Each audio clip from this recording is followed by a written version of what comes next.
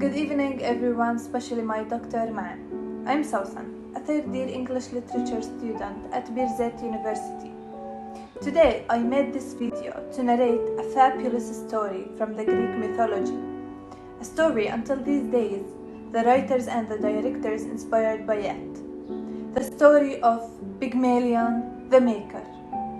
A long time ago in Cyprus, this beautiful calm island, the land of love and gods in Greek mythology, there were two sisters who were supposed to care about Jove's altar visitors, but instead, those two wicked sisters cruelly treated the visitors, and they even killed some of them, which made Venus, the god of love, get angry, and so she decided to punish them and turn them into balls.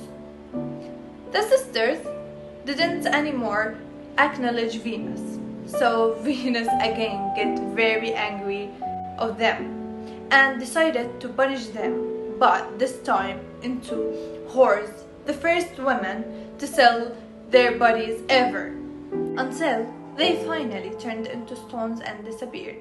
Unfortunately, the king of Cyprus, Pygmalion, witnessed all these destructive events, and as a result of the wicked sisters' behavior, he hated women and decided to have no other women in his bed.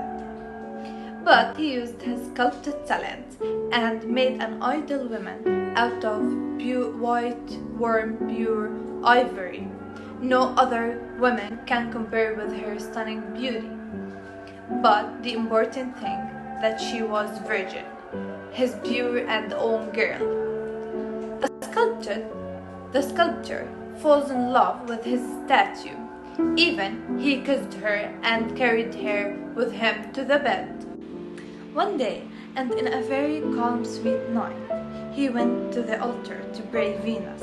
He sat out there, and in a very warm and heartful and faithful words, he asked Venus to give him a gorgeous woman as pure and beautiful as the statue.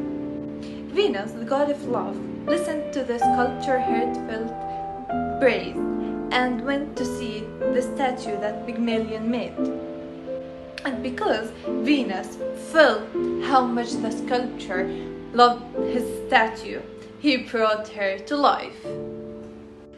After the king ends his praise to Venus, he back to his castle to sit with his lovely statue. He was so disappointed, and sadly he kissed her. But there's something different.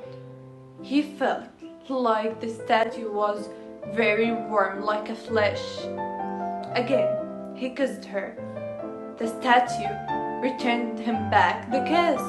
Oh my god, he thought that he was insane. Again, he touched her to make sure that he didn't dream or even imagine. The statue was alive. His happiness couldn't explain at this moment. He could fly. He spent his life, taught her everything in the world, and he named her Galatia, which means white milk.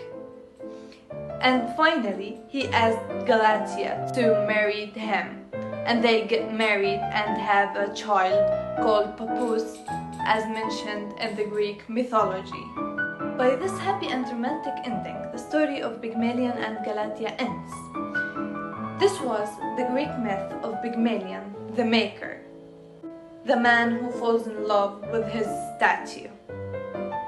For more information about the Greek myth or the play by George Bernard Shaw, who was inspired by this incredible story, I will put some other links below the video.